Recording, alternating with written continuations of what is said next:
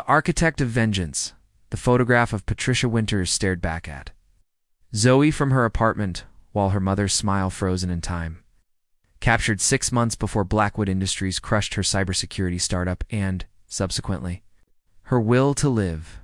3 years had passed since Zoe found her mother's body, but the wound remained raw, festering with a single name: Dominic Blackwood. "Today's the day, Mom," Zoe whispered, adjusting her navy blazer. At 29, she had meticulously built her reputation as a data analytics consultant, creating an impressive but carefully curated portfolio that would catch the attention of Blackwood Industries' hiring team. 6 months of preparation, 3 interviews, and countless background checks had culminated in this moment. Her first day as Blackwood's new digital analytics specialist dot the gleaming headquarters of Blackwood Industries towered over downtown Seattle, 62 floors of glass and steel that seemed to pierce the perpetually gray sky. Zoe's reflection in the lobby's polished marble floor appeared small, insignificant, exactly how she needed to appear. Ms. Winters, a tall woman with a severe bob, approached. "I'm Veronica Patel, Head of Human Resources. Welcome to Blackwood." The orientation was a blur of corporate propaganda. Blackwood's revolutionary approach to artificial intelligence, their commitment to ethical technology, their founder's visionary leadership. Zoe nodded at appropriate intervals, her face a mask of eager enthusiasm, while mentally cataloging every detail, every potential weakness. "Your security clearance gives you access to floors 30 through 42, Veronica explained, handing over an encrypted ID badge. "Mr. Blackwood believes in departmental integration, so you'll be working closely with different teams. Your primary assignment is optimizing our predictive analytics systems." "When will I meet Mr. Blackwood?" Zoe asked casually. Veronica's laugh was polite but dismissive. "Mr. Blackwood meets with department heads weekly. Someone at your level wouldn't typically cross paths with him for months, if ever. That would need to change." Zoe had researched Dominic Blackwood extensively. 30-8 years old. Mathematical prodigy turned tech visionary, notorious for his calculating business tactics and reclusive personal life. Public appearances were rare, close relationships rarer still. The man had built impenetrable walls around himself, both literally and figuratively. By week 3, Zoe had mapped the company's operational structure, identifying the critical information flows and the gatekeepers who controlled them. Her work was exemplary, her contributions significant enough to be noticed but not suspicious. She cultivated strategic friendships, particularly with Dominic's executive assistant, Josephine Park. "You've improved system efficiency by 18%, her supervisor, Gabriel Turner, noted during her first monthly review. "Impressive enough that I've mentioned it in my report to upper management." The first piece had fallen into place. Now she needed access to the restricted databases, particularly those containing communications from 3 years ago surrounding her mother's company, Sentinel Shield. Patricia had developed encryption protocols that Blackwood allegedly stole for systematically dismantling her company through targeted attacks and client poaching. Late one evening, as most employees had departed, Zoe detected an unusual security protocol activation in the executive floor systems. Curious, she traced the digital footprint to its source, Dominic Blackwood's private server. A vulnerability, minuscule and temporary. Without hesitation, she deployed a specialized program, creating a ghost credential that would grant her brief access to restricted files. What she found made her blood freeze. Her name appeared in a secured folder alongside her mother's, and surveillance photos or sent ones of her apartment building, her previous workplace, her daily coffee shop. "He knows," she whispered, pulse racing. "But how much? How long?" The elevator chimed, interrupting her panic. She quickly erased her digital footprints as the doors opened, revealing a man she'd only seen in photographs and news clips. Tall, with sharp features and penetrating gray eyes that immediately locked onto hers. "Working late, Ms. Winters?" Dominic Blackwood asked, his voice deceptively soft. "Dedication is admirable, but I find it's the quiet hours when people reveal their true intentions." His slight smile contained no warmth, only calculation. In that moment, Zoe realized she wasn't the only one playing a dangerous game. Wolves among sheep. Dominic Blackwood's presence filled the room like a sudden drop in atmospheric pressure. Zoe felt her pulse quicken but maintained her composure, closing the programs on her screen with deliberate calm.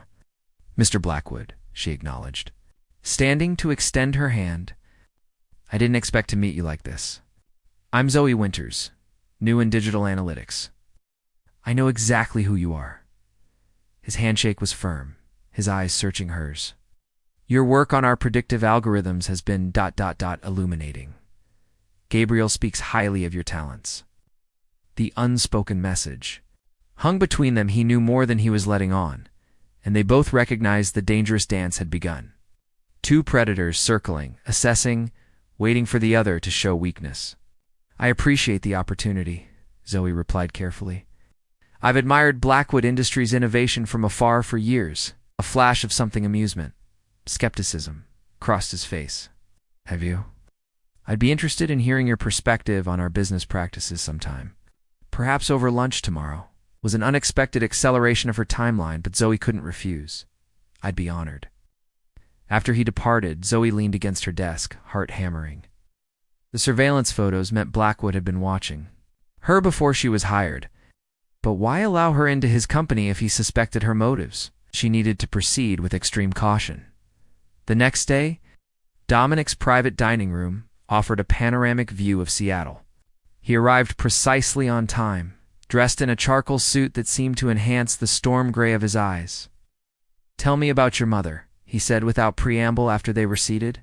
Zoe nearly dropped her water glass. "My mother, Patricia Winters, brilliant woman." Sentinel Shield had remarkable potential. His gaze never wavered. Her death was a tragedy. Fighting to maintain her composure, Zoe replied, "Yes, it was." "May I ask how you knew her?" "I make it my business to know everyone." In the cybersecurity space, Dominic selected a wine from the menu, giving her a moment to collect herself, especially those with revolutionary ideas. Throughout lunch, Dominic skillfully extracted information, while revealing nothing of substance himself. He discussed company projects, assigned Zoe to a special analytics initiative that would grant her higher security clearance, observed her reactions with unsettling intensity. As weeks passed, Zoe found herself in an increasingly complex position. The special project placed her in direct contact with Dominic's inner circle, including Malcolm Reed, the abrasive chief technology officer, and Eleanor Voss, the calculating CFO. Both regarded her with thinly veiled suspicion. "Blackwood doesn't bring outsiders into the fold easily," Malcolm commented during a tense meeting. "You must have made quite an impression." "Simply do my job well," Zoe replied, noting how Malcolm's eyes narrowed at her confidence. Later that evening, using her expanded access, Zoe discovered communications that contradicted the public narrative about Sentinel Shield's downfall. Internal memos suggested Dominic had actually opposed aggressive action against her mother's company but had been overruled by his board. It's more puzzling still, she found evidence of financial transfers from Blackwood's personal accounts to a trust in her mother's name after Sentinel Shield collapsed. The discoveries left her disoriented. If Dominic wasn't responsible for destroying her mother's company, who was? And why would he protect Patricia financially while accepting public blame? Her investigation was interrupted by a text message from an unknown number, North Perking. "Garage. Level 3. 10 minutes. Come alone if you want the truth about Patricia." Against her better judgment, Zoe went. The garage was dimly lit, the concrete walls amplifying the sound of her footsteps. A figure emerged from behind a concrete pillar. Josephine Park, Dominic's executive assistant. "You're digging where you shouldn't," Josephine said, her typically friendly demeanor replaced by urgency. "There are people watching you and not just Dominic." "What do you know about my mother?" Zoe demanded. "I know Dominic Blackwood wasn't responsible for what happened to her." Josephine glanced nervously over her shoulder. "Malcolm Reed orchestrated the attack on Sentinel Shield with Eleanor Voss. They wanted Patricia's encryption technology, but couldn't legally acquire it. Why would Dominic take the blame? Protection. The board threatened to expose Patricia's past government contracts classified work that would have destroyed more than just her company. Dominic stepped in, became the villain, while secretly trying to contain the damage. Josephine handed Zoe a small flash drive. This contains encrypted files. I don't know what's on it, but Dominic keeps it in his most secure safe. He told me if anything happened to him, I should give it to Patricia Winter's daughter. Before Zoe could ask more questions, the sound of approaching footsteps echoed through the garage. Josephine disappeared between parked cars, leaving Zoe clutching the drive and wrestling with mounting doubt about everything she believed. The next morning, Eleanor Voss summoned Zoe to her office. "Mr. Blackwood has authorized your involvement in Project Lazarus," she announced, studying Zoe's reaction. "Our most classified initiative. You'll report directly to Malcolm and myself. May I ask what the project entails?" Zoe inquired acutely. Aware that she was being drawn deeper into the company's inner workings either. As a test or a trap, Eleanor's smile didn't reach her eyes. Resurrection, Ms. Winters, taking something believed dead and bringing it back to life. Fitting, don't. You think? Zoe left the office. She passed Dominic in the hallway. Their eyes met briefly. "Ah!" And she could have sworn he nodded slightly, a silent acknowledgement of moves made in their elaborate chess game. That night, attempting to access the flash drive, Zoe discovered it required a decryption key. She didn't possess. The file name, however, was visible. Sentinel_Truth PDF. Her phone chimed with a message from Dominic. "Some wolves wear sheep's clothing. Others wear the pelts of fellow wolves to disguise their true nature. Dinner tomorrow? There's much to discuss." Zoe stared at the message, wondering if she was walking into salvation or slaughter. The glass tower cracks the restaurant Dominic had chosen was perched on the waterfront, isolated and exclusive. Single table awaited them on a private terrace, the Seattle skyline glittering across the bay. Zoe arrived precisely on time, the flash drive burning a hole in her coat pocket, her mind racing with contingency plans. Dominic rose as she approached, his customary armor of detached professionalism momentarily absent. "Thank you for coming. I wasn't sure you would." "Curiosity is a powerful motivator," Zoe replied, taking her seat, "as is the prospect of truth." A server poured wine and discreetly disappeared. Dominic studied her over the rim of his glass. "Tell me, Ms. Winters, what do you hope to accomplish?" "At Blackwood Industries? Beyond the obvious being revenge." He set down his glass with precision. "For what you believe I did to your mother." The directness caught her off guard, but Zoe had prepared for this moment. "If we're abandoning pretense, then yes. I came here to understand why you destroyed Sentinel's shield and, by extension, my mother. Yet your investigation has already shown you inconsistencies in that narrative." His eyes reflected the city lights, searching hers for confirmation. "The flash drive Josephine gave you, have you opened it?" "It requires a decryption key." Dominic nodded, unsurprised. "Your mother created that encryption? The key would be something meaningful to her and to you." Before Zoe could respond, Dominic's phone buzzed with an urgent alert. His expression darkened as he read the message. "We need to leave now." "What's happening?" "Someone's breached our primary security systems. Who's already signaling for the bill. They're using your credentials to do it." The drive back to Blackwood headquarters was tense, Dominic making rapid calls while Zoe processed the implications. Someone was framing her, which meant her cover was completely blown. "Malcolm and Eleanor are already at the office," Dominic informed her, ending his last call. "They're initiating emergency protocols. You think they're behind this?" Zoe stated. Rather than asked, Dominic's gaze was steady. "I know they are. Just as they were behind what happened to your mother." The Blackwood building was in security lockdown when they arrived. Dominic bypassed the main entrance, leading Zoe through a private elevator that required his biometric signature. "Why bring me?" she asked as they ascended. "If you know what I've been planning?" "Because despite your intentions, you're the only person I can trust right now." The elevator stopped at the 60th floor, Dominic's private office suite. Everyone else has too much history. The space was minimalist and imposing, floor-toozling windows offering a vertiginous view of the city. Dominic moved directly to a concealed terminal, bringing up security monitors that showed chaos unfolding throughout the building. "They're targeting the Lazarus servers," he explained, fingers flying across keyboards, using the attack as cover, to extract and then destroy the program. "What exactly is Project Lazarus?"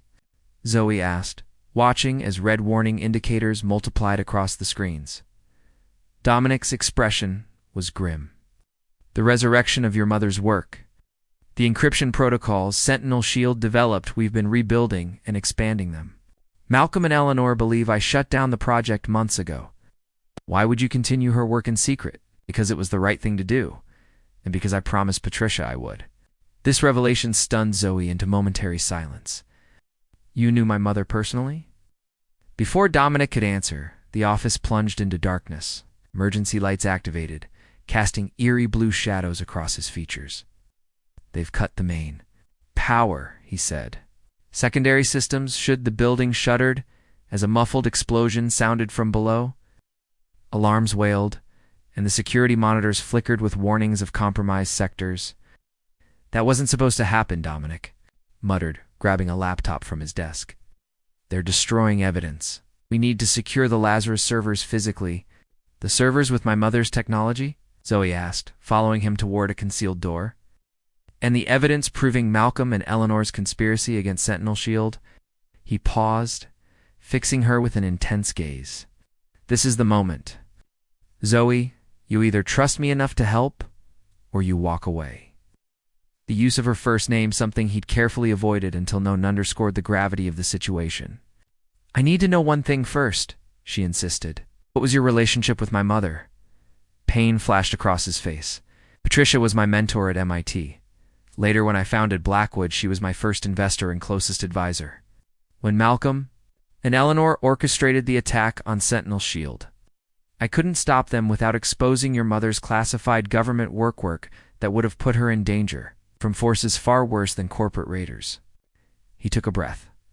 "So I made a deal. I would publicly take responsibility for Sentinel's downfall, protecting Patricia from further scrutiny. In exchange, Malcolm and Eleanor would leave her alone completely." "She never told me any of this," Zoe whispered. "She couldn't. The NDA was absolute. But she left you clues in the encryption key you need." Dominic glanced at the monitors as another alarm triggered. "We're out of time." Together they navigated through maintenance corridors, descending to the secure server farm on the 45th floor. The space was bathed in red emergency lighting, the normal hum of cooling systems replaced by warning sirens. They found Malcolm already there, methodically removing hard drives from a sequestered rack labeled Lazarus. "Dominic," he acknowledged without surprise. "And Ms. Winters. How convenient." "Step away from the servers, Malcolm," Dominic ordered. Malcolm's laugh was cold. "You're in no position to give orders. The board meeting tomorrow will begin with your removal as CEO, justified by evidence of your misappropriation of company resources for personal projects." He gestured to the servers. "And your unhealthy obsession with Patricia Winters' failed technology?" "Hell, that technology wasn't failing," Zoe interjected, understanding dawning. "You sabotaged it because you couldn't control it." Tore her. Malcolm's gaze hardened, perceptive. "Your mother refused to sell, refused to compromise. But her encryption methodology was too valuable to let die with her stubborn principles." Eleanor emerged from the shadows of the server room, a security team flanking her. "This is unfortunate timing, Dominic. We'd hoped to handle this cleanly." By framing Zoe for corporate espionage, Dominic's voice was deadly quiet. "And staging a cyber-attic to cover your tracks, a necessary narrative," Eleanor replied with clinical detachment. "The board will find it compelling, especially with the evidence we've manufactured." As security closed in, Dominic subtly pressed the flash drive into Zoe's palm. "Your mother's birthday," he whispered, backwards. "That's the key." The glass tower that was Blackwood Industries had begun to crack. Zoe realized they were all in danger of being cut by the falling shards. Buried truth security guards surrounded them, faces impassive under the pulsing red emergency lights. Zoe's fingers closed around the flash drive, her mind racing to process Dominic's whispered clue. "Take them to my office," Eleanor instructed. "The guards. Ensure they remain there until the board convenes in the morning." The board won't believe your fabricated evidence, Dominic stated, his composure unshaken despite their precarious position. Malcolm smirked, pocketing several hard drives. The beauty of digital evidence, Dominic, is its malleability. By morning, we'll have a complete record of your collaboration with Ms. Winters to sabotage company assets. As guards moved to escort them out, the server room door burst open. Oh, Josephine. Park entered, accompanied by Blackwood's head of security, Harrison Wells. "Stand down, Harrison," commanded the security team. "Voss. These guards report to me, not you." Eleanor's confidence faltered. "This is an executive decision, Harrison. Your interference is inappropriate. Not when I have evidence of unauthorized security overrides initiated from your terminal," Harrison replied, producing a tablet displaying security logs. "And not when the chairman of the board has been informed of unusual activities tonight." Power dynamics shifted palpably as the guards lowered their weapons, awaiting Harrison's orders instead of Eleanor's.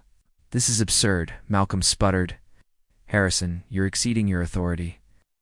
"Actually, he's following my direct orders," Josephine interjected, her typically deferential manner replaced by steely resolve. "As acting chief of staff, I've initiated Protocol Obsidian." Dominic's expression registered surprise before settling into grim satisfaction. "Protocol Obsidian. I didn't think you'd resort to that." "What's Protocol Obsidian?" Zoe whispered as Harrison's team began securing the room. "Emergency succession. Protocol," Dominic explained quietly. "It temporarily transfers operational control to a predetermined executive committee if the CEO is compromised or threatened." "And who's on this committee?" "Josephine, Harrison, and the chairman, Thomas Richardson." Dominic allowed himself a small smile. "Who, coincidentally, was also your mother's closest friend at university." Eleanor's composure cracked. "This won't stand." "The board is already being briefed on your unauthorized activities," Harrison interrupted, checking his phone, "including the offshore accounts where Sentinel Shield's stolen intellectual property revenues have been accumulating." The next few hours passed in a blur of activity. Malcolm and Eleanor were escorted to separate conference rooms for questioning. Harrison's security team secured the server farm and began recovering data. Dominic and Zoe were brought to Thomas Richardson's office, where the 70-year-old chairman awaited them. "Patricia would be proud," Thomas told Zoe after introductions. "She always said you had her intuition and twice her determination." "You knew what I was doing here?" Zoe asked, glancing between Thomas and Dominic. "We suspected," Dominic answered. "Your qualifications were impressive, but conspicuously tailored to our needs. Thomas recognized your mother's methodical approach in your application." "We've been monitoring Malcolm and Eleanor for years," Thomas explained. Gathering evidence of their conspiracy against Sentinel Shield and subsequent embezzlement. When you appeared, Dominic saw an opportunity to accelerate our timeline." "Used me as bait," Zoe realized. "I gave you access," Dominic corrected. "To find the truth yourself, rather than trying to convince you of it. Would you have believed me otherwise?" She couldn't argue with his logic. Her vendetta against Dominic had been so deeply ingrained that direct denials would have seemed manipulative. "Flash drive," she remembered suddenly. "You said the key is my mother's birthday backwards?" Dominic nodded. Thomas produced a secure laptop, and Zoe inserted the drive. Using her mother's birth date in reverse 1,024,791 she unlocked the encrypted file. The document that appeared on screen was devastating in its comprehensiveness. Detailed records of Malcolm and Eleanor's systematic attack on Sentinel Shield, including planted security vulnerabilities, smear campaigns against Patricia, and blackmail of key clients. Most damning were recorded conversations discussing how to force Patricia to sell her technology before she could discover their sabotage. "My mother knew," Zoe whispered, reading further. "She was building evidence against them when she... She discovered they'd accessed classified government work she'd previously completed," Dominic finished gently. "Work that could have endangered national security if exposed. They threatened to leak it unless she destroyed all evidence against them and disappeared permanently. So instead, she took her own life," Zoe said, "the final piece falling into Suso. The final piece falling into..." place, leaving a suicide note that pointed no fingers. She believed it would protect you, Thomas said softly. What she didn't know was that Dominic had already secured copies of her evidence and initiated his own countermeasures.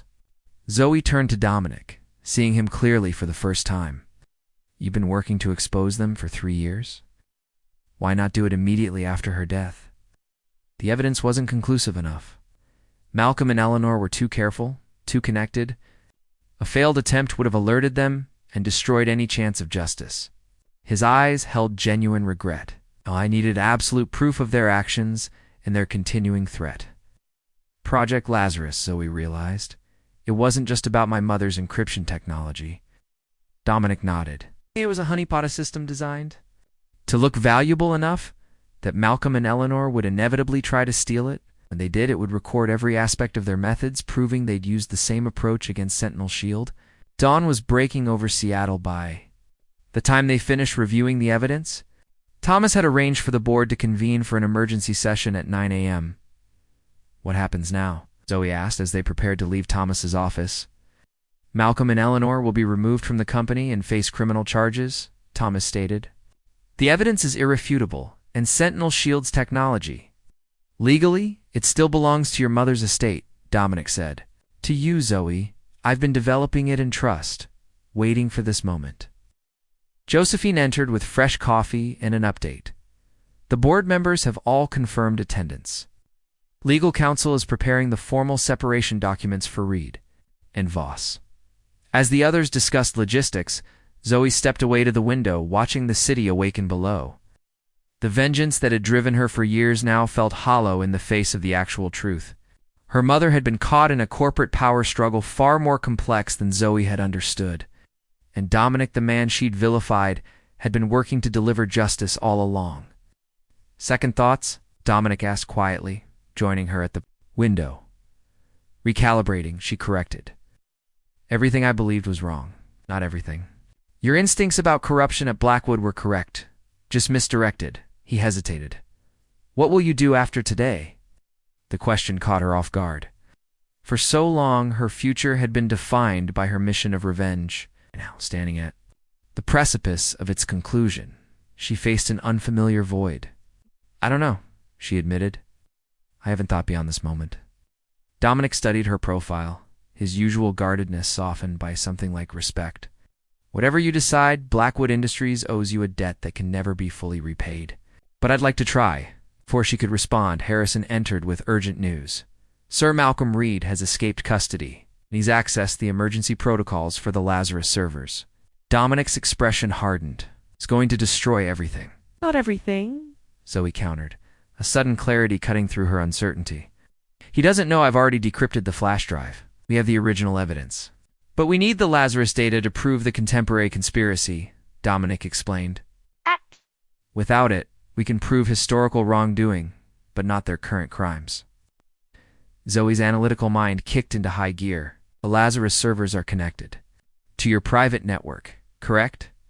The one I accessed that first night you found me working late. Dominic's eyes widened with understanding. Yes. And you created a ghost credential that night one that wouldn't be affected by standard security protocols. For the first time since entering Blackwood Industries, Zoe felt the weight of deception lift from her shoulders. Her skills, the same ones she'd honed for revenge, might now serve justice instead. I can access the servers remotely, she stated with growing confidence, but I'll need your help. As they rushed to Dominic's office, Zoe realized that the truth, so long buried beneath layers of assumption and misdirection, had finally emerged, not as the vindication she'd sought, but as an opportunity for something. She'd never expected redemption for both herself and the man she'd sworn to destroy. Ashes and Rebirth Dominic's office hummed with urgent activity as Zoe's fingers flew across the keyboard, navigating the labyrinthine security protocols of Blackwood's private network. Josephine coordinated with security teams via phone, while Harrison deployed guards to seal all building exits. Thomas Richardson had departed 2 personally briefed board members before their emergency session. Malcolm's trying to format the backup servers, Zoe announced, eyes fixed on cascading lines. Of code, he's good, but predictable. He's using the same destruction algorithm they deployed against my mother's systems. Dominic leaned over her shoulder, watching her work. Can you stop it? Better. A fierce smile touched her lips. I can reverse it. The ghost credential I created gives me administrator privileges he doesn't know exist. 3 years of hatred? For this man beside her, misdirected, wasted years, yet in this moment their minds worked in perfect synchronization. Dominic anticipated her technical needs before she voiced them, producing access codes and security bypasses with uncanny precision. There, Zoe declared after 20 tense minutes, I've locked him out and secured the data. The Lazarus evidence is safe. Relief flickered across Dominic's features, quickly replaced by determination. How we find Malcolm? Harrison's voice crackled over the intercom. Sir, Reed's been spotted heading for the helipad. Eleanor Voss is already in custody, but she's refusing to cooperate. The helipad has a private elevator with separate security protocols, Dominic explained, already moving toward the door. If he reaches the helicopter, he won't, Zoe stated, grabbing her laptop and following him. They raced through executive corridors, Dominic using his biometric signature to override security doors. Zoe worked on her laptop as they moved, accessing the building's master controls. I can lock down the helipad elevator, but only for 3 minutes before the emergency override kicks in, she informed him as they reached the executive elevator. Bank. That's enough time. The ascent to the roof seemed interminable, each floor indicator triggering fresh anxiety. When the doors finally opened, bitter wind whipped around them. Dawn had broken fully now, painting the Seattle skyline in hues of gold and amber. On the far side of the helipad, Malcolm Reed was frantically attempting to bypass the locked helicopter. Door? It's over, Malcolm, Dominic called, his voice carrying across the open space. Malcolm turned, his composed corporate demeanor shattered by desperation. Nothing's over until I say it is. You think you've won? Still have offshore accounts you'll never find? Contacts who can bury you? Those accounts have been frozen, Zoe countered, stepping forward. Thomas Richardson has connections at the Financial Crimes Enforcement Network. They've been monitoring your transactions for months. Fury and disbelief contorted Malcolm's features. Who the hell are you really? Some corporate spy Dominic hired? I'm Patricia Winter's daughter, Zoe replied, her voice steady despite the emotions churning beneath. Oh, the woman you drove to suicide for your own profit.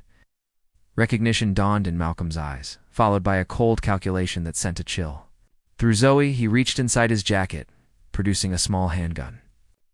How poetic, he sneered, training the weapon on Zoe, mother and daughter, sharing the same tragic ending. Dominic moved with unexpected speed, positioning himself between Zoe and the gun. Your quarrel is with me, Malcolm. It always has been. Quarrel is with anyone who threatens what I've built. Malcolm's hand. Stepped aside, Dominic. The girl dies first, then you. A murder-suicide triggered by corporate espionage, the board will believe it, especially with the evidence Eleanor's already planted. Zoe's mind raced, assessing options. The helicopter pad offered no cover, and Malcolm's increasingly erratic behavior made reasoning with him impossible. Then she noticed the slight blinking on her laptop screen, a security alert from the system she'd accessed. The evidence is already with the authorities, she bluffed, edging slightly to the side.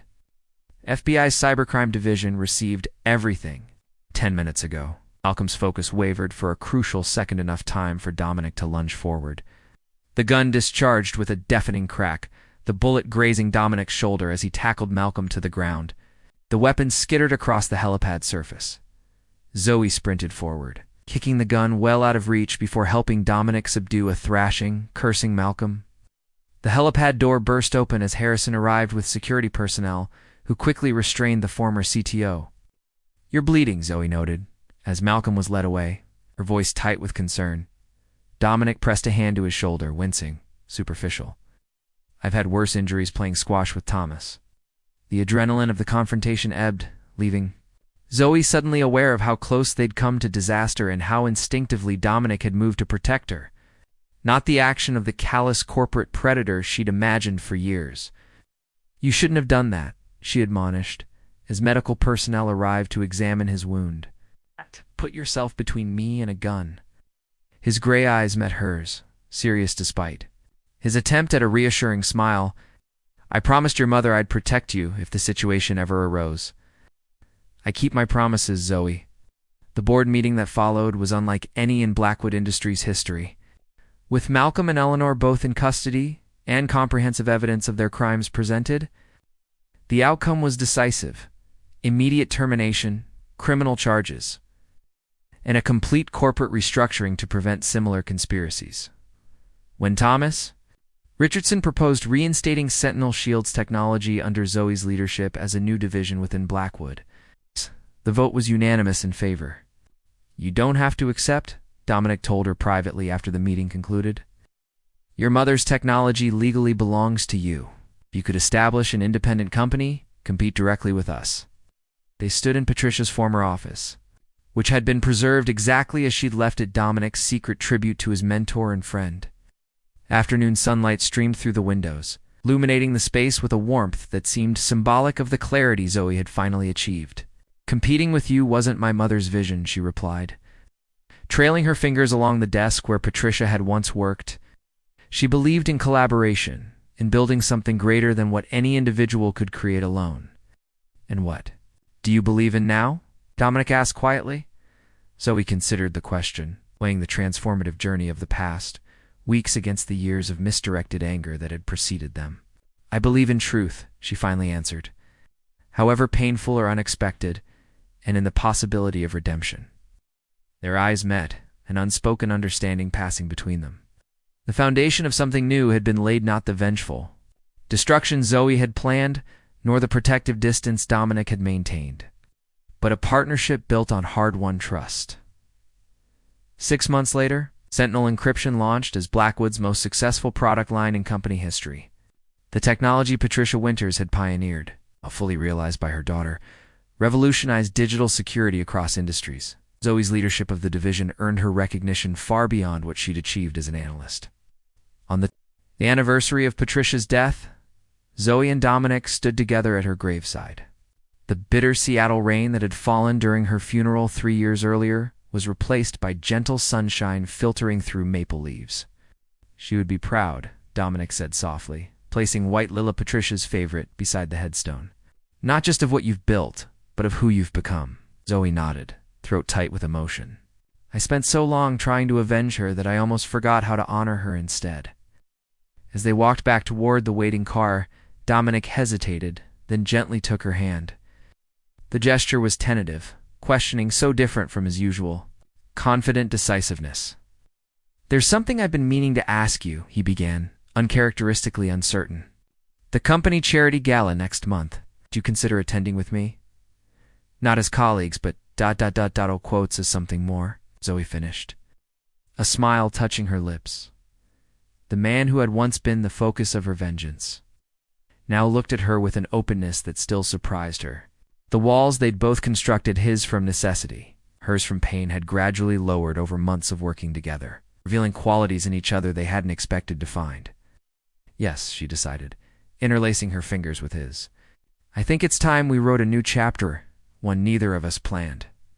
As they drove back toward the city skyline, Zoe reflected on the strange journey that had brought them to this point. She had entered Blackwood Industries determined to dismantle it from within, to destroy the man beside her.